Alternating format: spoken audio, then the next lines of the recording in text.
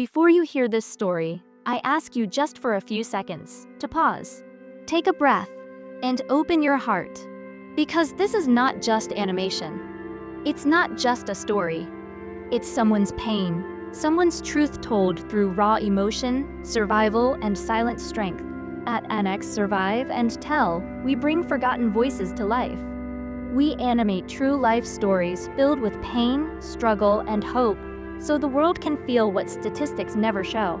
If this touches your soul, please like this video. Leave a comment, even just one word, to say you heard their story. And subscribe to help us share more real voices, more broken silences. Because sometimes the most powerful thing you can do is listen and let their stories live through you. There are two kinds of pain in this world, the kind that screams loud, and the kind that sits quietly behind the eyes of someone still pretending to smile. My name is Mikal, and if you're listening to this, I'm grateful, because this story isn't just mine. It's for every person who grew up hiding bruises with long sleeves, for every soul who knew silence better than comfort, and for anyone still trying to heal from something they never chose. You're not alone, and this is our story.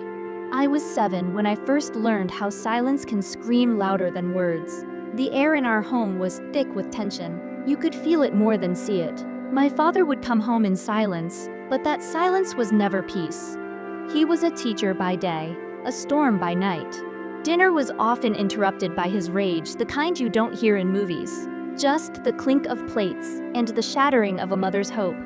Children know more than they say. I knew Mama didn't sleep much. I knew her scarf hid more than her hair. I knew Lila, my little sister, learned to cry without sound. I knew how to walk quietly, how to disappear into corners, how to lower my breath when he was near. And I knew one more thing: I didn't want to be like him. School was my escape.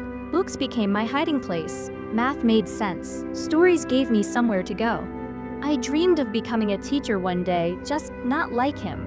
Layla used to draw flowers on my notebooks. She said, "One day, we'll grow where no one can step on us."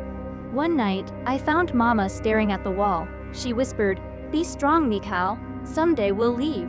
But I knew someday meant never, at least for her. She had nowhere to go, no money, no voice anyone would believe. Her strength wasn't in running, it was in staying alive for us. I was 13 when I stepped between him and her. His rage exploded. His hand hit my face so hard, I tasted iron. But I didn't move, I didn't cry.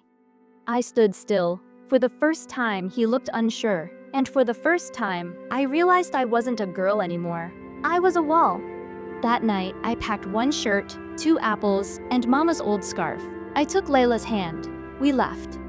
The street was cold, the city too big, but fear had taught us how to move in the dark. We found a community shelter. It wasn't home, but it was safety. We slept on thin mats beside other women, other boys, other pain.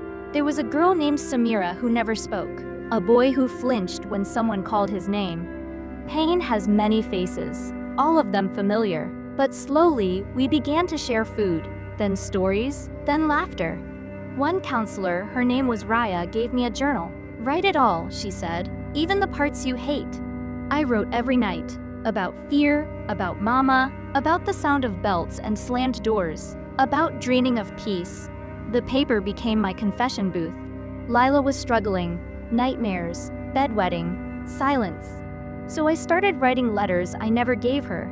"Dear Lila, you are not broken. You are the only light I had in that house. You deserve every soft thing the world can give." Writing them helped me keep going. One day, Samira handed me a drawing. It was of our shelter, each person drawn as a bird. Some broken wings, some still flying. It was the first time I saw what healing might look like. After months, a case was opened. We testified. Mama came. She cried the entire time. He sat there with no emotion.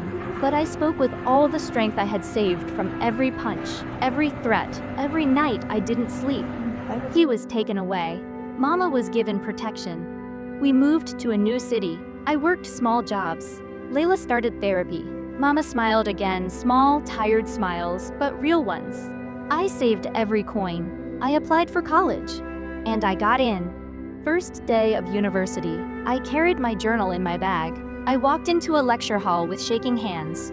But when I sat down, I smiled, because this was the life I once only dreamed about. At 21, I was invited to speak at a youth center. I told my story, from the quiet kitchen to the courtroom, from fear to freedom. When I finished, no one clapped right away. They just felt it, and then, applause.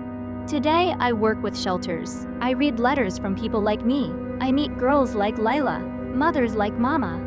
I tell them this: you don't need to be unbroken to be whole. You just need to survive. And speak when you're ready. I was the wall, but I became a bridge. For them, for us, for every story still untold. One day, in a dusty box buried in the shelter's back closet, I found old letters. They were written by survivors like us, some anonymous, some signed with trembling names. Each word, each sentence felt like a mirror. I read one out loud to Lila. She cried. Then she said, "Maybe one day I'll write mine too." Lila and I saved up for Mama's birthday. A second-hand scarf, her favorite tea, and a note that said, "Thank you for staying alive." She wept when she read it. "I thought I failed you," she said, but in that moment we all realized she never did. Healing wasn't perfect. Layla still woke up screaming sometimes. I still clenched my jaw when people raised their voices, but slowly, the shadows shrank. Scars didn't vanish, but they stopped hurting.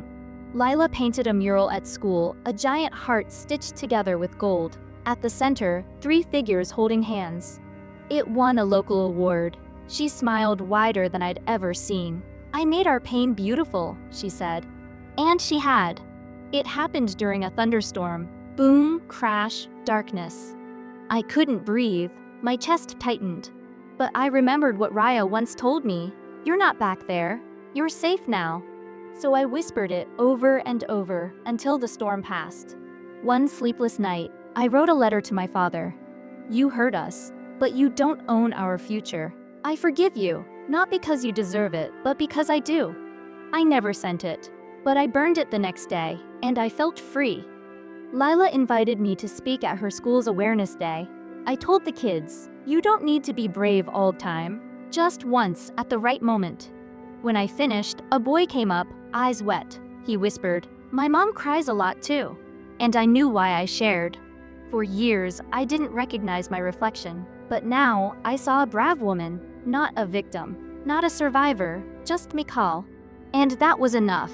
I found a way to tell more stories, yours, mine, theirs, animation, narration, truth, because every story deserves to be seen, even the quiet ones.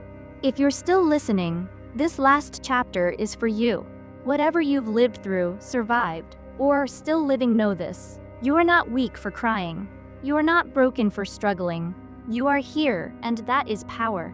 Like, comment, subscribe, not for numbers, but because every view gives a voice to someone who thought they were invisible. This is Annex Survive and Tell, and we're still writing stories that the world needs to hear. You are not alone. You never were.